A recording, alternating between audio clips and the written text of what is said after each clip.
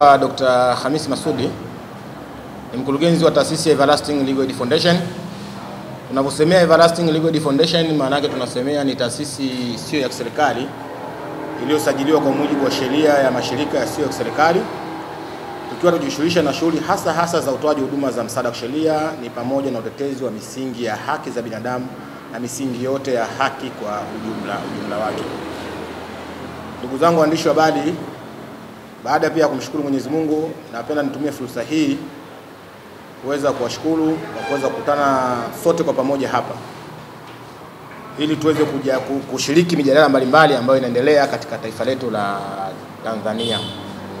Na moja ya ajenda yetu sisi hapa kama taasisi ya Everlasting Legal Aid Foundation ni swala zima ambalo linahusu uhuru wa mahakama na usimamizi wa sheria.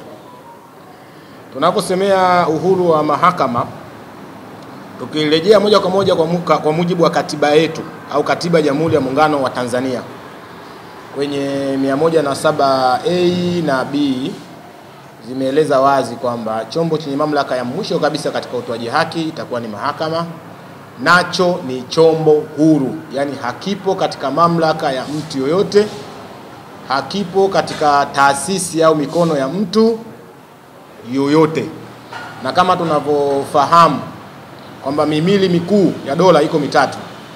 Tuna serikali, tuna serikali yenye wajibikaji, tuna mahakama isiyo na upendeleo, na bunge lenye kutunga sheria, kupitisha sera na kusimamia mambo ya serikali. Tunaposemea mahakama isiyo na upendeleo, maana yake hicho ni kitu ambacho kiko huru, na huo ndio dhana ya kifalsafa na ndio dhana ya kidunia. Sasa je, katika kwetu sisi Tanzania kumekuwa kuna mijadala na maoni mbalimbali ya wadau kuhusiana kwamba uhuru wa mahakama ni kama unaonekana unataka kulegarege. Masuala mengi ya kimahakama yamekuwa kiingia katika mjadala, yani vitu vivyo katika proceeding, katika utaratibu wa kimahakama, lakini hapo zimekuwa zikiingia katika mijadala nyingine, yani watu wanaanza kutoa maamuzi kabla ya mahakama kufikia hitimisho. Sasa tunaona kuna hizi nyufa ambazo zinaendelea, lakini ukisikiliza maoni ya wadau wanasema kweli mahakama kwa mujibu wa katiba iko huru, lakini je, kiuhalisia ipo huru? Wanakuja na hoja kama tatu, wadau wengi sana. Wanakwambia kitu cha kwanza, je, uteuzi wa majaji na upatikanaji wa jaji mkuu hautegemei utashi wa kisiasa? Upatikanaji wa majaji, yani majaji wa mahakama kuu, sababu katiba imesema mwenye mamlaka kuteua na kutengua ni rais, na rais kwa mujibu wa katiba amepewa mamlaka ya kuteua hao majaji kwa kushirikiana na tume ya mahakama, ndivyo sheria inavyoeleza. Sasa watu wanavyosemea swala la utashi wa kisiasa, watu wanarejea kwamba kwa mujibu wa sheria zetu hatuna mgombea binafsi, mgombea huru, yani private, hayupo. Mgombea yote ni sharti atokane na chama cha siasa ili aweze kuunda dola. Sasa chama cha siasa ndio kinatoa mgombea, na mgombea huyo ndio anakwenda kwa wananchi, anapitia mchakato wa demokrasia, alafu anapewa mamlaka ya rais kuvaa kofia za watu wote. Sasa kazi ya chama chochote cha siasa, moja shabaha yake ni kulinda dola na kuendelea kuilinda dola, kushika dola na kulinda dola katika chama chake. Anakwambia sasa tukiangalia kwamba je, huyu ametokana na falsafa nzima ya kisiasa, amekaa pale, huyu anateua majaji, na mahakimu nao wanaombea sana kupanda madaraja waje kuwa majaji. Je, kesi ikijakuwa kwa mahakimu huko ambaye ikiwa inahusu serikali, hivi unategemea kweli je huyu hakimu anaweza akaenda tofauti na yale matakwa ya serikali ambayo anayataka, kwa sababu anataka ka promotion kidogo? Kwa hiyo kumekuwa kuna hizi mijadala. Je, ni kwa nini mahakama kama mahakama isitengeneze mchakato wake wenyewe huru? Namna gani watampata jaji mkuu kama anapopatikana rais wa chama cha wanasheria? Ndio rais. Yaani kwamba wataalamu wakae, muona, waangalie sifa, waangalie nini, alafu sasa wao wafanye mchakato ambao uko huru, uko na wazi, namna gani watampata jaji mkuu na hao majaji wengine, yani kutengeneza utaratibu ambao ni maalum. Kwamba hiyo ndio dhana kwamba je, wanakaa wanasema tuepuke na swala muhimili wa mahakama kuingilia na utashi wa kisiasa, na hususan labda baadhi ya chama kimoja kimeweza kushika dola. Kwa yale wanataka wao, maana wanaitumia dola kuweza kulinda kubaki madarakani. Kwa hiyo kumekuwa kuna mjadala wa namna hii.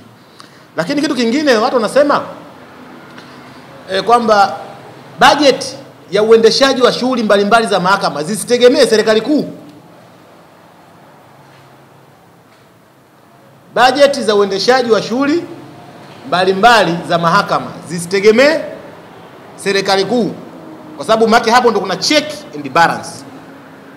Kwa nini mahakama isiwe na utaratibu wake wa vyanzo vyake na ni zake, ili mambo yaweze kwenda, ili tuone uhuru, kwamba tuone nani anaweza akaingilia mtu akaya ajiamini katiba, kwa sababu inamlinda jaji, kwamba jaji anapofanya maamuzi au hakimu analindwa kwa mujibu wa katiba, kwa hata umchukie vipi wewe huna lolote la kumfanya, kwa sababu analindwa kwa mujibu wa katiba ya Jamhuri ya Tanzania, kwa mujibu wa dhana ya uhuru wa mahakama.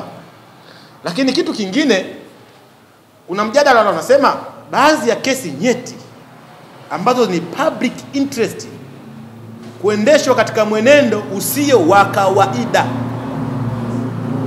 Hapa imekuwa ni malalamiko, na tusipokuwa makini, ndugu zangu waandishi wa habari, tunaweza tukapewa ubatizo kwamba tukasema ile nchi ya walalamikaji ile, kwa sababu utakuta kiongozi mkuu analalamika, viongozi wa dini wanalalamika, wanasiasa wanalalamika, na hata wananchi wanalalamika. Sasa hatutakiwi kulalamika, tunatakiwa tujenge, tuangalie changamoto ni zipi tuweze kuziondoa. Watu wamejaribu kurejea hivi karibuni, tumejaribu kufanya research sana, wanaangalia je, huu uendeshaji wa kesi, kuna mtu amepewa kesi ya uhaini ambaye ni public interest na ni kiongozi wa umma, kwa sababu maana mtu na vile vyama vya siasa sio chama cha mtu. Kwa mujibu wa sheria zetu ni chama cha umma, sio kwamba chama cha mtu mmoja tu anaweza kakaa na nini. Kwa mujibu wa sheria jinsi ilivyo, kwamba vile ni vyama vya umma, wanatuhumiwa viongozi wa umma kufanya vitu serious kama hivyo. Watu wanataka jamii sema hivi vitu viwe wazi, viendeshwe kwa wazi, kwa sababu kama tunasema uhaini kwa mujibu wa tafsiri ya sheria, na jambo la uhaini maana yake huyu mtu amekosea umma, labda anataka kufanya mapinduzi dhidi ya rais, anataka kuchochea amani kutoweka dhidi ya nchi. Je, anafanya peke yake? Mtu anataka kufanya mapinduzi, je, au kuna watu wako ndani ya mfumo wa taasisi wanashirikiana kutaka kufanya haya mambo ya uhaini, ikiwemo kwa mujibu wa tafsiri labda kutaka kumpindua rais na mamlaka yake? Je, wananchi wanataka kujua hakuna viongozi mbalimbali wa umma katika majeshi yetu na sehemu zingine ambao wanashiriki hizo mbinu? Ni kwa nini ashitakiwe peke yake? Hii sio, hawa hawajakaa kikundi kweli? Kama wapo watumishi wa umma, kwa nini wasijiuzuru kwa maslahi ya umma? Kwa nini wasiweko bayana huyu mtu yuko peke yake? Sasa watu wanataka tuangalie, watu tunasema hili jambo ni vyema lingekaa wazi sasa, liingie katika mjadala wa umma, watu waangalie mahakama inaendeshaje shughuli zake, hoja zinawekwaje, defense counsel, officer of the court, wanasema ili kama unavyoona baadhi ya nchi zetu vitu ambavyo ni public interest vinakuwa mtu anaweza kukaa akafuatilia tu, akakaa hapa, mtu anaangalia kwenye simu anaenda kwamba mahakama iko live. Maana baadhi ya sehemu vitu viko live. Uhuru wa waandishi wa habari unakuwepo, waandishi wa habari wanakuwa uhuru kuweza kutoa nani zao, kuweza kuripoti, kuweza kubadilisha umma. Kwa hivi ndio vitu ambavyo jamii inakuwa vina malalamiko sana katika hizi hengo. Lakini pia vile vile hengo nyingine ambayo inalalamikiwa kwamba tunakwenda katika majengo ya mahakama. Unajua kuna mahakama na jengo la mahakama. Naomba kidogo tupate tuelewane hapa. Tunaposema court au definition of court, tafsiri ya mahakama, maana yake tunasema ni judge na wale wasaidizi wake. Wengi wanazoea kama wazee wa baraza tu, wasaidizi wake wale. Hiyo ndio definition of court. Aidha hakimu na nani zake ushakaa kwamba hiyo mahakama inaanza iko huru, hiyo ndio mahakama. Tunapokwenda pale, tunakwenda katika majengo ya mahakama, tunasubiri mahakama siweze kuitwa na kuweza kuendelea. Je, tunapokwenda katika majengo ya mahakama tunaambiwa baadhi ya wananchi watatarisha amani. Hawa watawala ambao wanatawala yale maeneo, majengo, mahakama pamoja na yote yale majengo ya mahakama na utawala wake. Na maana tumeka kuna jaji mkuu, kuna watendaji wa mahakama, kuna nini, wale ni watu administrative, kuna msajili sio na nini, alafu ndio kuna hao wengine majaji na nani katika mambo mengine menendo ya kimahakama. Wao wanasemaje? Mbona tumeona kwamba kuna dhana ya watu fulani kuwasemea watu wengine kwamba okay tunaweka amani. Ni kweli kwa mujibu wa sheria za nchi kwamba polisi wamepewa mamlaka makubwa kabisa. Tuna mamlaka makubwa ya kikatiba kwamba kulinda usalama wa raia na mali zao. Hao ndio mamlaka yao. Wanapotekeleza jukumu lao, sisi maana kila mtu anataka kulindwa uhuru wake. Lakini uwekwe katika jambo ambalo liko utaratibu, uratibiwe vyema. Ni kweli hakuna ubishi. Mtu unapompa unapomtuhumu kwa kesi ya uhaini, maana yake ni kweli huyo mtu anaweza kuwa sio wa kawaida. Kwa tafsiri nyingine, maana kama mtu anataka kupindua serikali, ushafahamu na hivyo vitu vingine, maana huyo sio mtu wa kawaida. Kwa lazima kweli ulinzi wake kidogo uwe imara katika sanaa ya usimamizi wa nini? Wa sheria na ulinzi wa amani. Lakini sasa je, watu wanaratibiwa vipi wasiweze kuzurika? Waandishi wa habari watakiwa watambuliwe, waingie, wapate haki ya kuweza kuripoti habari, wasibuguziwe. Uhuru wana habari duniani, sheria ziko hivyo. Wanahabari watakiwa kuwa uhuru kuzungumza na umma na jamii, kufikisha kile jamii ambacho nakitaka ikielewe. Kwa mchakato huko namna hiyo. Lakini pia ndugu zangu waandishi wa habari, nitaka nieleze jambo lingine kwamba jamii inapaswa kufahamu jambo moja. Katika dhana au sanaa ya usimamizi wa haki, usimamizi wa amani, na kuna ulinzi wa sheria, kuna vitu viwili. Katika dhana ya usimamizi wa amani hakuna ubishi. Kachero yoyote, yani detective huyo, askari kanzu, officer yoyote wa jeshi lolote, iwe polisi, iwe JWTZ, ambayo amekwenda mafunzo, unaposema nitahatarisha amani, hataki kukuruhusu hata watu watano kupiga mbele, kwa sababu ni lazima azuie kabla jambo kutokea. Lakini sheria inakutaka kwamba akifanya tukuchukue, tukukamate, tukushtaki. Sasa huyu jambo lake la kwanza anataka kuzuia kile kitu kisitokee, kwa sababu hayo ndo mafunzo yao. Kwamba mtu unapoona na viashiria vya kuvunja amani, chukua tu haraka sana. Hiyo ndo dhana ya usimamizi wa amani, ulinzi wa amani. Yani tahadhari kabla ya hatari. Kwa hiyo unaona kuna wengine wanaweza kukamatwa, kama unavyoona wengine wamesema wamekamatwa, wamezungushwa, lakini labda kosa limeweza kuwa limetokea, labda kama hawakufunguliwa jarada la uchunguzi au kuweza kufunguliwa kesi aina yote, kwamba sasa unanikamataje na unanizungushaje, unaniachiaje, mimi ni mhalifu au vipi? Mwingine akasema nikukamata kwa sababu ya usalama wako, tunikulinde, tuzunguke na wewe, niangalie intelijensia ndio zako. Mtu akasema hivyo. Na uwezo ukasema kwamba amevunja sheria. Sababu kama nimekukamata, sijakukamata, nimeanda arrest kama mtuhumiwa, nimekushikilia, nimepata taarifa za intelijensia, labda kuna makundi yanataka kuzuru. Kwa hiyo tumewatishia usalama wako, tunakuja sehemu salama, unaweza ukaendelea na shughuli zako.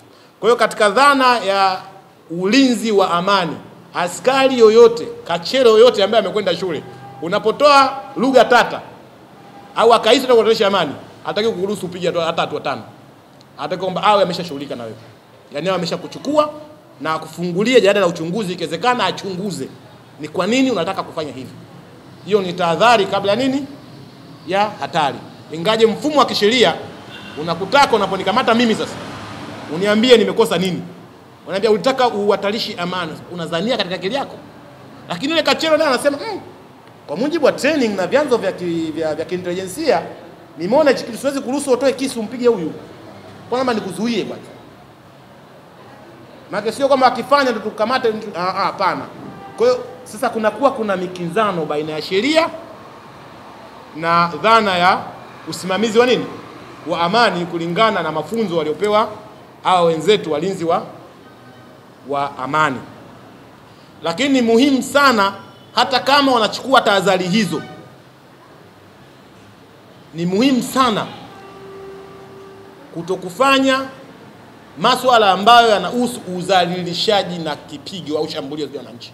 Kwa sababu mtu yoyote, haijalishi ni askari wa aina yote, unapomshambulia mtu, unapompiga mtu, wewe ni mhalifu kama wahalifu wengine tu. Hiyo ndo sheria inavyotambua kwamba wewe ni mtuhumiwa na yeye ni mhalifu kama walivyokuwa wahalifu wengine, na sio jeshi limepiga, wewe ndo umempiga. Tulikuwa tudili na wewe kwa nafasi yako. Lakini sasa changamoto iliyopo, ndugu zangu waandishi wa habari, ofisa wa jeshi labda anaweza kukushambulia. Mimi nataka nimshtaki kwa majina yako, si ndio?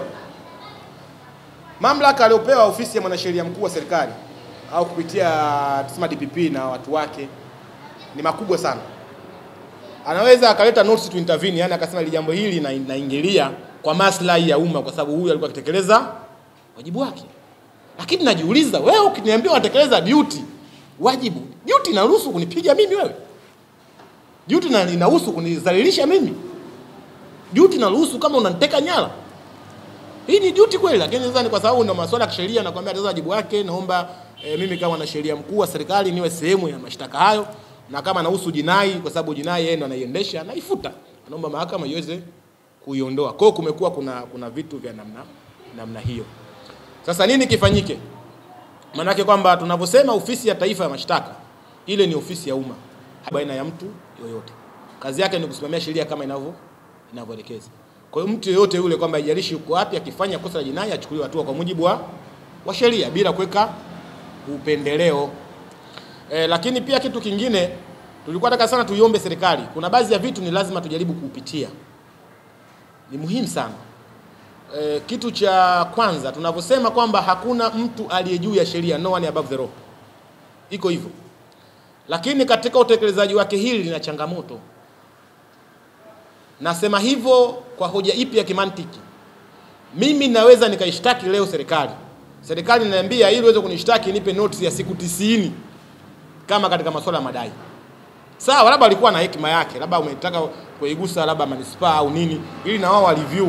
Je, jambo hili tunahaja kwenda kupoteza rasilimali za umma, au sisi kama wanasheria au kama wanasheria serikali wanaweza wakashauri kwa nini jambo hili msikae mezani kuweza kumpa huyu mtu haki yake? Hekima yake inaweza kuwa ni hiyo. Lakini changamoto ambayo inakuja, mimi nimekwenda mahakamani, nimeshinda kesi. Serikali labda haijamlipa mteja au haijanilipa mimi. Nataka nifanye kukazia hukumu. Sheria inakataza kukamata hata magari ya serikali, majengo ya serikali, kila kitu cha serikali. Lakini ingekuwa nimeshtakana mimi na wewe katika kufanya execution, ukamataji nimeshinda kesi yangu, utaki kunipa haki yangu kwa mujibu wa sheria, maana yake nina mamlaka kukamata mali zako. Sheria inaniambia nikikosa mali zako inabidi nikukamate wewe as a civil prisoner, kama mhalifu wa makosa ya kiraia, kwamba huyu mtu aende jela, niko lazima nimlipie chakula, magereza aniletee bili mpaka pale atakaponipa nini? Haki yangu. Lakini haki hiyo kwa serikali, huwezi kukamata akaunti ya serikali, huwezi kukamata mali yote ya serikali. Sasa serikali nasema wewe kama haki yako imekiukwa, nenda mahakamani. Lakini nenda mahakamani, nikishinda nitakufanya nini? Hii ndo question mark. Nikishinda nitapataje hii right yangu? Utaniambia basi unatudai, subiri budget. Lini? Subiri, na utaniambia tu kwa Waislamu anakuambia na lama subirina. Wahenga anakuambia kila mwenye kusubira yavuta heri. Nikashangaa mauti yangu nafikia na mtu haki yake aipate angali hai, sio mpaka uje uwape haki wadisi wake. Hiki kitu kidogo inakuwa inasumbua. Sasa hili pia ni jambo ambalo inaondoa dhana ya kifalsafa kwamba hakuna aliye juu ya sheria. Mimi mali zangu nakamata, serikali ukinidai mimi na kama una maamuzi ya mahakama ni vurugu mechi. Ila mimi nikishinda mahakamani naambiwa siruhusu kamata mali za serikali, kumkamata mtu yoyote. Hizo ndo sheria jinsi zilivyo. Je, hii dhana hakuna aliyejua sheria iko sawa sawa? Hii dhana ya kifalsafa no one above the law, kwa muktadha huo, je, iko sawa sawa? Au kwamba watu taasisi fulani wanaweza kufanya jambo lolote, hata ukapeleka koti, mahakama itaishia kutoa tu uamuzi, itasema na sheria imesema hivi, basi wewe subiri, lakini haki yako imetambuliwa kwenye document, kuna muhuri wa hakimu au wa judge na saini yake. Kwa hiyo hivi ni vitu ambavyo lazima tutazame, je, namna gani tunatoka kuanzia hapa, kwamba ni vyema sheria zinazotungwa zizingatie usawa ili tuweze kuepuka hizi zana za upendeleo. Yaani watu wote wawe sawa mbele ya sheria. Lakini sambamba na hayo, ningependa sana pia vile kuna mambo ambayo yamekuwa kidogo tunayafuatilia, tunaona kidogo tusipokaa sawa sawa baina ya serikali, viongozi wa dini na makundi mbalimbali, hii itakuja kuleta shida. Kwanza tunafahamu kwamba msingi wa amani duniani kote ni haki. Kunapokuwa hakuna haki, amani ya kweli haiwezi kuwa ya kudumu. Hiyo ni dhana ya kifalsafa na iko hivyo. Nasema hivyo kwa muktadha gani? Taifa letu kwa muda mrefu sana tumekuwa tukipiga sana vita masuala ya udini, ukabila na masuala ya matabaka. Ndio maana leo tunaweza tukazungumza Wasukuma, Wazaramu, tunakaa na zungumza kwa lugha moja. Maana hakuna Mzanzibari wala Mzanzibari, kwamba sote ni Watanzania, tunaishi katika Jamhuri ya Muungano wa Tanzania, tumeoleana, tumezaliana, tumekwenda hivyo. Lakini kwa namna hizi siasa ambazo zinaendelea, mambo yanaendelea mijadala, tayari kumekuwa kuna matabaka ambayo yanaingia katika masuala ya udini. mijadala ya umma, maoni ya umma, wanapotoa maoni, wako watu wanatoa katika mtazamo wa wanasema yule kwa sababu ni Muislamu, yule kwa sababu ni Mkristo. Hichi kitu hichi ni ufa mkubwa sana katika taifa. Na mamlaka ya serikali isipojipanga vizuri hapa itakuja kuleta matabaka ya ajabu. Zile juhudi zote ambazo zilifanywa na baba wa taifa Mwalimu Julius Kambarage Nyerere pamoja na mzee wetu Abeid Amani Karume zitakuwa ni sawa na bure. Kwa sababu udini unarudi kwa kiasi kikubwa sana. Kumekuwa hata ukisikiliza maoni ya jamii utasikia watu wanampinga fulani kwa sababu ni Muislamu. Kuna udini hapa. Mwingine akasema hapana, mimi natumia haki yangu ya kikatiba, natoa maoni, mimi kiongozi wa dini. Uweze kuniambia kwamba ukanitenganisha mimi na siasa, kwa sababu siasa ni mfumo wa maisha ya watu. Siasa ndio kila kitu, kwa sababu hata viongozi wa nchi wanapatikana kupitia mfumo wa siasa. Kwa nini nisitoe maoni ya umma? Haki za jamii zinadhulumiwa. Mimi naongoza watu. Why? Kwa nini mimi nikitoa maoni yangu useme dini mnaingilia serikali au dini majuza na siasa? No, hapana. Tupo katika mjadala ya umma, lakini je, ile mjadala ya umma tusitengeleze zana za udini. Tutoe maoni kwa sababu ya kujenga taifa moja lenye umoja na mshikamano. Viongozi wetu wa dini waliunda hizo kamati za amani ambazo zilijumuisha mashehe, wenye Wakristo pia vile vile mapadri, maaskofu katika zile kamati zao. Sina hakika kama na wale ambao wana dini nani religious kama na wao wamo katika hizo kamati, sina hakika sana. Maana lengo ni nini? Inapotokea mjadala kama hii ya umma, kuna jambo liko sawa, tunakaa kwa pamoja. Tunaangalia je, hichi kitu kiko sawa? Tunazungumza vipi na serikali katika jambo hili? Hekima yake ni nini bila kuleta mkanganyiko katika jamii? Kwa sababu viongozi wa dini tunaamini wao wamestarabika. Kwa sababu wao wanatuambia mambo ya Mungu, mambo ya rohoni. Kwamba jamani acheni dhambi. Tuishi kwa amani, umoja, mshikamano, tusaidie maskini. Ndio viongozi wa dini. Kwa hiyo wao wamejikita katika unyenyekevu. Kwa hiyo itakuwa ni mkanganyiko hali ya juu. Sasa watu wakatoka katika dhana hii na tukaanza kuchonganishana sasa. Waislamu na Wakristo tukachukiana, tukagawanyika katika makundi ya vikundi.